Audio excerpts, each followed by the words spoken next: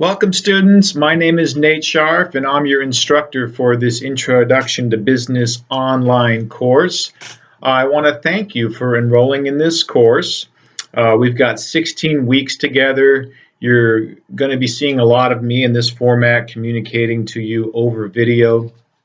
And let me just use this welcome video to give you a broad overview of the course and how you can be successful in the course. And if you want to learn more about me and my background and my business experience, my resume is posted under the week 1 module of the course. And feel free to ask me questions about my background. So let's talk about the assignments. So this is a fully online course. And much of your assignments are written assignments. Things that would make you not enjoy this course. If you hate to write, if you're a really slow typist or you're missing a bunch of fingers and it's hard for you to type, or if you're kind of new to this thing called the online world, then this course is going to be more challenging for you. Now, I'm assuming since you enrolled for an online course that you don't have those challenges. Online courses are pretty much, you're a self-starter and you're kind of working on your own. I'm here to support you and give you as much communication as I can through videos, through written responses, etc. But other than that, you're kind of chugging along on your own here. So self-starter students who are comfortable being on computers, comfortable doing research online, and can type at a decent rate so they can bang through these assignments relatively quickly are going to do well. Enough said about that. Okay, so this is an introduction to business course. So we cover all the business disciplines, kind of a broad brush. We cover marketing and HR and management and production and global business, entrepreneurship and forms of business ownership, on and on and on. So it's kind of a lot of breadth, not too much depth. Those you get in subsequent courses if you decide that one particular topic is more of interest to you, that might end up being your field of study. The assignments, what everybody wants to know about. And these are all listed in the syllabus. So my first recommendation is that you print off or at least do whatever you need to do to save the syllabus on your own computer, and you have that, and pay particular attention to the weekly schedule, which is towards the back of the syllabus, and that lists what we're doing each week. Now, the course is on Canvas, which is a learning management software system, very similar to Blackboard. If you've used Blackboard, we're all moving over to Canvas, much better product. And Canvas does a really good job of spelling out, here's what you're doing this week, here's how many points it is, here's when it's due. So really, Canvas is going to be your main portal for interacting with the course, but you should look at the syllabus in more detail. I'm not going to cover it all here, because that talks about like how to communicate with me, emails preferred, how soon I can get back to you, late work, all that kind of stuff. Look at the syllabus. Please read the syllabus, especially the weekly schedule, so you know what's going on each week. And thereafter, you'll probably just be going directly into Canvas and interacting with the course there. As far as the assignments are basically in 3 different formats. Your main format is the written assignments. These are typically 50 points each, 50 points each. There's a cumulative one at the end, which is kind of like the essay portion of your final, and that one's worth 100 points.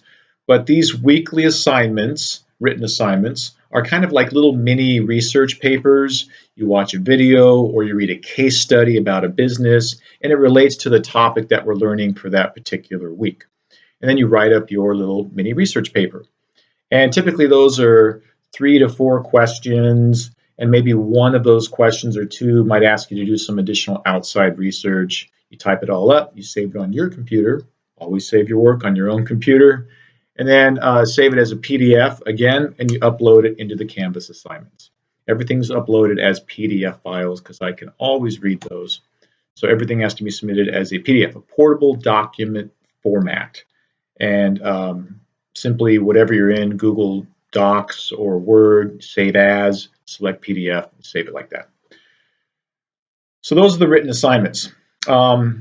Please look at the assignment rubric, which is under the week 1 module, and that spells out how to be successful with the written assignments, what constitutes C versus B versus A level work.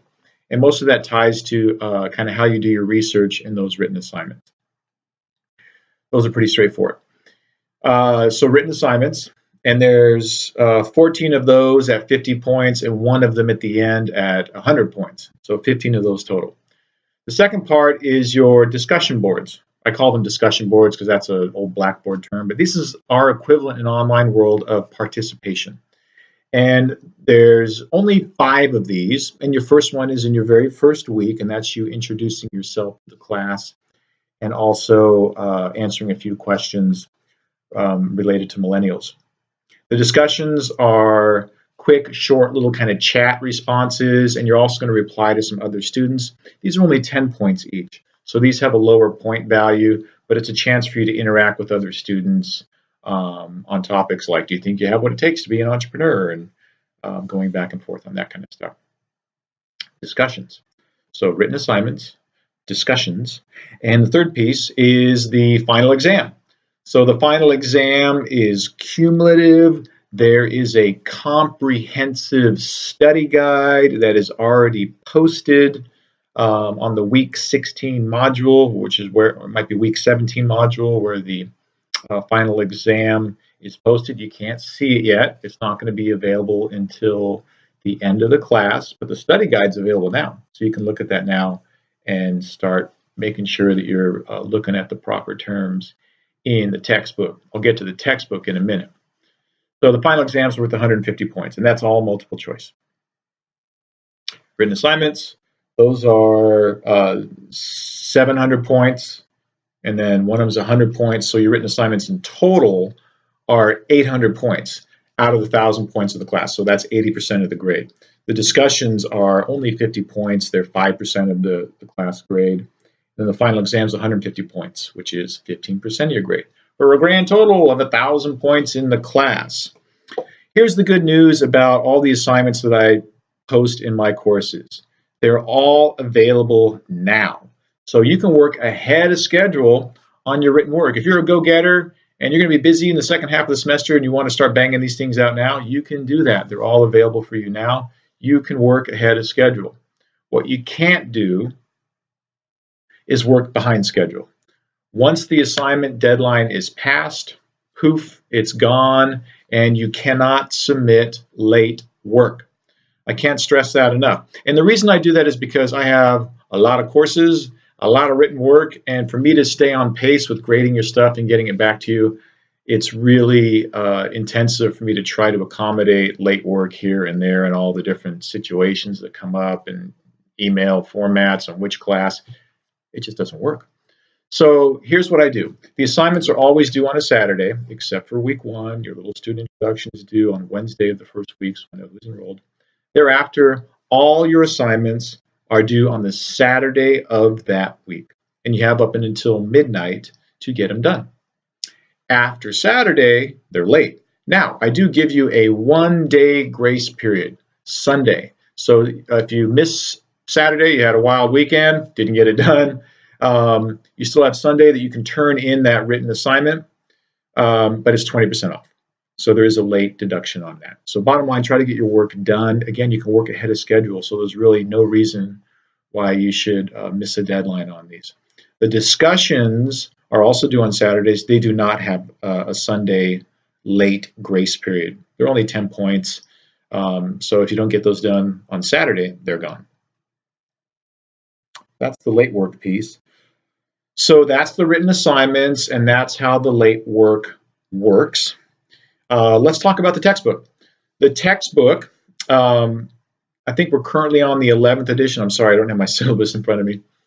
And that's stocked in the bookstore. But I encourage you to go get a used version or even rent a used version. You don't need to blow a bunch of money on buying a current edition of the textbook because, quite frankly, all of the editions that I list in the syllabus, and I list the current edition as well as going back several editions, have pretty much the same content, just maybe in slightly different order with some slightly different current case studies, which we don't use. So save yourself some money and get a used version of the textbook. And you can go on Amazon.com or Chegg.com and rent it. There's lots of sources. You guys can figure that out on your own. And I gave you in the syllabus on the very first page the editions that are acceptable and their ISBN numbers, which is like the code for the book. So you put that in when you search for it on Amazon or wherever you search, and it'll give you the exact textbook that you're after. Okay, so do you need the textbook for this class? Well, yes, you do. It's an online course, so I'm assuming that you have the textbook in front of you as you're going through your work, particularly when you do the final exam. You're going to want to have that textbook in front of you, and use the study guide, look up all those terms so that when you're ready to dive into the final, you got everything down. The final is timed. It's timed, so you have 200 minutes, which is what, 3+ hours to get the final done. But you have to do it in one sitting. Okay, so you need the textbook. It's going to help you. It doesn't cost a lot of money.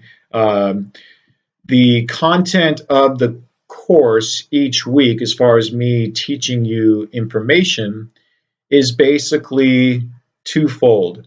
There's typically a weekly video from me explaining that week's concept, and that's like a short little lecture outlining the key things you need to know for that concept. Following that, you'll see lecture slides. So those are PowerPoint slides, if you want to call them that. The slides that give you more detail on that particular chapter and its content. The videos are a good overview, particularly for the assignments. So my videos with me talking to you are typically geared more towards helping you be successful with the assignment. And then the lecture slides are the textbook content that you'll need towards the final. Okay? And then your assignments, again, you oftentimes will watch a case study video related to a business, and it relates to that week's topic, like maybe it's human resources or global business, or it could be an outside article or a website that I have you look at, and you understand those terms, and then you write up your response. That's it. I think you'll find the course is really straightforward. It's all laid out by weekly modules and things you need to do to be successful in this course. Don't miss written assignments. They're 50 points each, and you can quickly dig yourself a nice big hole that you can't get out of. I don't do a bunch of extra credit. I don't really accept late work past the one-day deadline. So stay engaged in the course. Don't miss assignments. Just make sure you're logging into Canvas each week and staying on top of those weekly deadlines. And you'll do fine. Okay, and make sure you read the questions thoroughly. And when research is asked for in a question, make sure you do some outside research. The written assignments are not opinion assignments. The discussion assignments are more your opinion.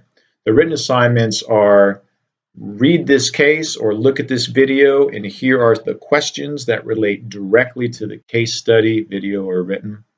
And then I might have a research question. Doing your own research, tell me more about XYZ concept. And you'll do some outside research and put those links in that answer. So the assignment rubric gives you more detail on how to do the research properly in those answers. I'm not a real stickler like MLA format and all that, but you need to cite your sources in the answer. URL links are fine. Okay, other than that, check out my background. I'm a San Diego guy. Lots of business experience before I moved over to teaching. I like students. I like working with you guys. So email me if you have questions. And thanks for enrolling in the class. Looking forward to working with you. Bye-bye.